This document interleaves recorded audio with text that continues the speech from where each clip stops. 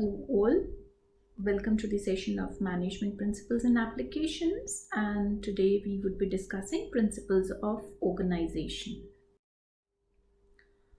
What are principles of organization?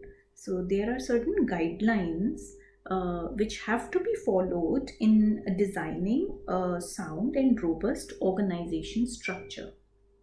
Now, organizations are actually peopled by human beings in relationship with one another. So there are always chances of friction amongst them owing to misconception of authority and responsibility relationship, thereby affecting the whole enterprise adversely. Though such misconceptions are inevitable, they can be minimized.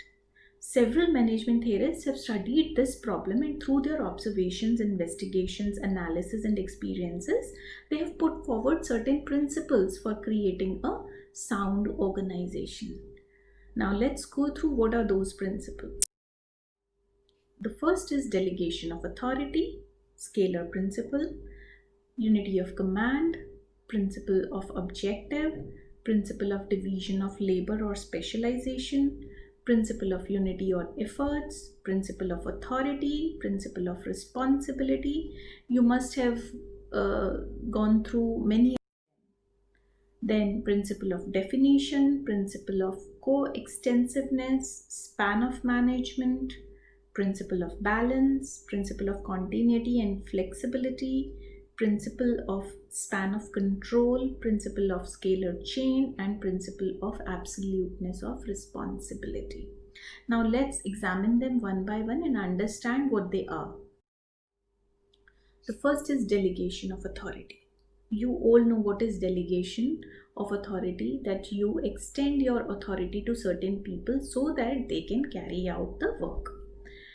So, authority refers to the rights inherent in a managerial position to give orders and expect the orders to be obeyed. Delegation of authority is the process by which managers allocate authority downward to the people who report to them. Now, this delegation of authority has to be accompanied with responsibility and accountability on the part of the managers to whom the authority has been delegated. Why is it important? Otherwise, there can be a misuse of authority. When authority is suitably delegated, it leads to empowerment. And why would you empower somebody? So that they can relieve their responsibilities well. In that, the people have the freedom to contribute ideas and perform their jobs in the best possible ways. And that is what at the end of the day we want from the human resource, that they have enough idea and they work efficiently for the organization. The second is the scalar principle. Now, what is scalar principle? It states that there should be a clear and unbroken chain of command or line of authority from the top level of hierarchy to the lowest level by including all intermediate levels. So there cannot be a broken chain or a broken link. For example, let's say the CEO has given it to the departmental head being a CFO of the organization. Let's talk about the finance function. Now, the CFO gives it to the vice president, VP finance. VP finance would give it to the senior manager. If he breaks this chain and gives the work to the manager, then there would be a problem in getting the things done through people. So, if deprived of such an unbroken chain of command, the benefits of delegation would not be reaped to the fullest possible extent by the organization. So, Schermerhorn contends that higher the number of levels in hierarchy of organization, the overhead costs increase, the communication flows slows down, decision making becomes tardy, and worst of all, the organization may lose contact with the customers. Therefore, a shorter chain of command is preferable by way of lesser number of hierarchical levels in an organization. So, in that way, a flat organization is considered to be a better organization than the hierarchical one. Unity of command. So unity of command is another classical management principle you all know. It what it does, it tell you, it tells that every individual in the organization should report to only a single supervisor or a boss. So why is it required? So that there is no confusion on the part of the individual that he has to report to X or he has to report to Y, and he would receive the directions and orders from one or more superior. In that case, he will become confused and the entire situation will become complicated. It would be time conflicted, and he would not know he should prefer, whose command he should prefer. So it would affect his productivity, and hence you should have unity of command. In contemporary organizations, however, there is a relatively less unity of command due to cross-functional teams, matrix organization structures, etc. So, the unity of command has been the traditional or classical management principle. The next is principle of objectives. Now, the entire organization is a whole, and it has small divisions or departments, but all the departments must have a clear cut idea about the objectives of an enterprise. An enterprise cannot afford somebody or some department not following the objectives. Every organization is evolved for a specific purpose, and it has to exist, so it doesn't exist in vacuum. Every part of the organization and the organization as a whole must be prompt to achieve the objectives laid down for the enterprise, and this thing only will secure the unit of objectives. If every department has their individual objectives and they do not sync to the organization's objective, then the organization may not have the results it desires. Now comes division of labor, very important principle, and it is also known as the principle of specialization. So it was first highlighted by Plato in 350 BC when he compared the workmanship of people in small cities with their counterparts in big cities. The application of division of labor can also be found in the contemporary organizations, like the assembly lines in automotive in manufacturing have workstation in a sequence, and on each workstation a worker performs a highly specialized task.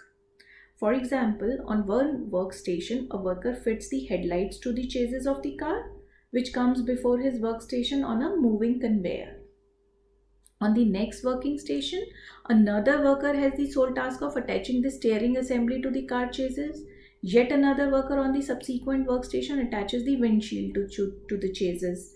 Thus, workers are semi-skilled and are trained to perform that specific task only.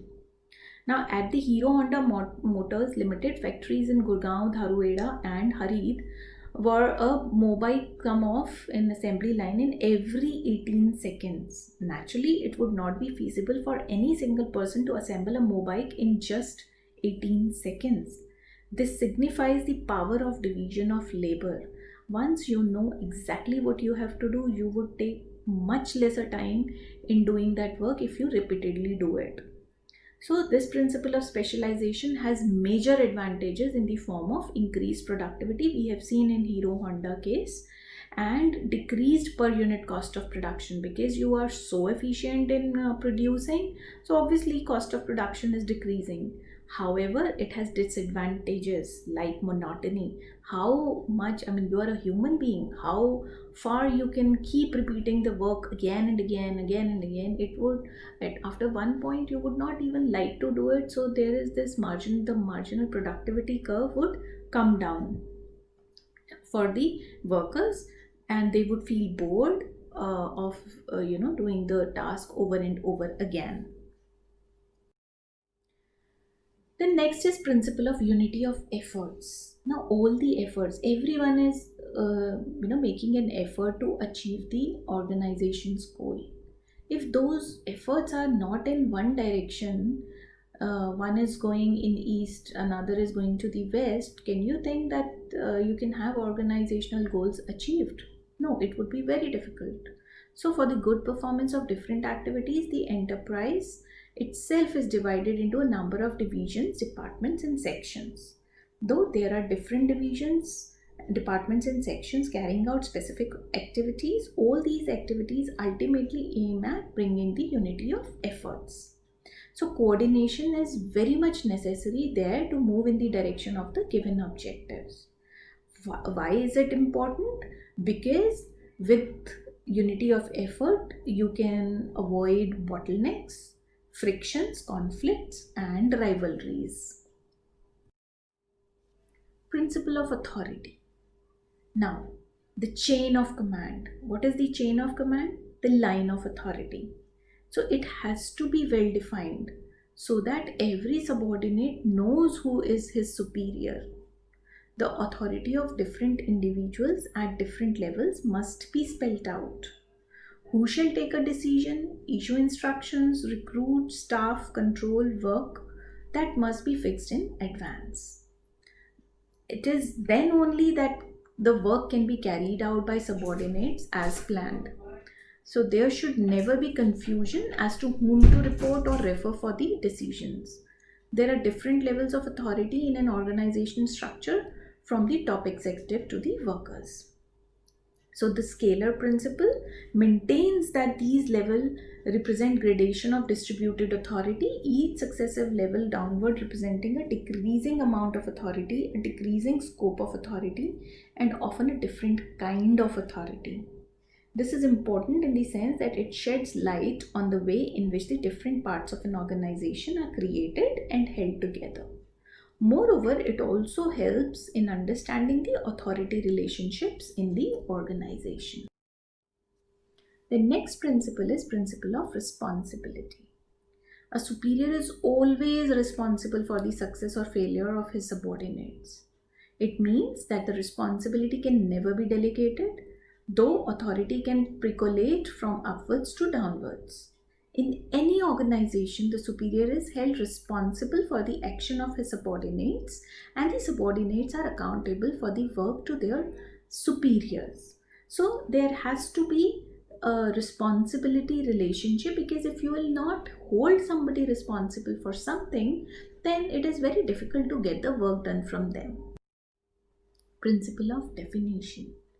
Now, to get the work done, it must be very, very clear in the mind of the worker who's going to or who is expected to do the work. So there are authority responsibility relationships in an organization, and these must be spelled out in definitive terms. Everyone in the organization must know whom to report and what is he responsible for. And then only he can really understand that how he stands in the relationships with other positions and what is expected out of him. So clearly defined position is important. Then, principle of coextensiveness. What is coextensiveness? The authority and responsibility must be coextensive and coterminous. For the discharge of responsibility, a subordinate must be given adequate authority. Authority without responsibility will make him irresponsible, while responsibility without authority will make him impotent. So responsibility can be carried out effectively only with adequate authority. So if you have, the two principles were that you give proper authority and responsibility, but both of them are important and they coexist with each other, and hence they both are important. Next is span of management. What is span of management? It is the number of subordinates that a manager can supervise or control. So the basic question is that how many subordinates should be assigned to a superior? Should the organization structure be wide or narrow? The types of organization structure involved in each instance. So it would depend upon the structure of your organization, that how big is the span of management. If it is a a flat organization, then the span of management would be much wider. Then principle of balance. An organization is made up of so many different units, and all these units have to be balanced with each other. So each function should be given its proper emphasis and importance with regards to the basic purpose in the organization. Also, a good organization must be very, very balanced with respect to centralization and decentralization, authority and responsibility, span of control, line of communication. All these things have to be balanced across the organization. Giving dominion to one activity over the other will hamper smooth and balanced working of the organization. So you cannot be partial or discriminating to one department. The object of the principle is that each portion and function of an enterprise should operate with equal effectiveness in making its allotted contribution to the total purpose. An organizer must assume the responsibility of ensuring a reasonable balance of the vertical and horizontal dimensions of his structure. A growing business takes into its stride new departments and new levels. There is a strong temptation to go far in either direction, with the result that the line of communication is unduly lengthened and overhead expenses are increased. So you have to have a balance between all the functions across all the departments or divisions. So you cannot afford to discriminate between two workers or two departments or two functions, etc. Principle of continuity and flexibility. Now, organization is run on the assumption that it is continuous entity. So an organization is essentially a continuous process. The structure must adapt itself to the environmental changes. As the enterprise grows, its activities become varied and complex. The existing organization structure must be flexible enough to incorporate such a growth. It must be able to adapt readily to the technological and business changes. Reorganization is a sign of continuous and dynamic organization. So, if you are flexible, that means you are dynamic. No company is static. You cannot afford to be static at all because the environment is ever changing. So the organization's goal may change over a period of time, and there are a number of reasons for that. So one of the reasons is social changes, then economical changes, then environmental changes, and there are so many other changes that are happening every day at every moment. So how can a firm afford to be inflexible? For each such change, there should be a concomitant modification in the organizational structure. It means that the organizational structure should be such as to provide not only for the activities immediately necessary to secure the objectives of the enterprise, but also for the continuation of such activities in the foreseeable future. So, whatever future you are foreseeing, you would be assuming that all the activities would continue, and on those basis only you would be taking your decisions. So there are certain cardinal principles of a sound organization. So what are cardinal? There are the few more fundamental principles. So they have been expressed. They are more or less like the classical management, but few of them differ. So I thought of covering them as well. The first is align departmental objectives to the corporate goals. Then cost effective operations, optimum number of subordinates, specialization, defining authority, flow of authority, manage via exceptional case.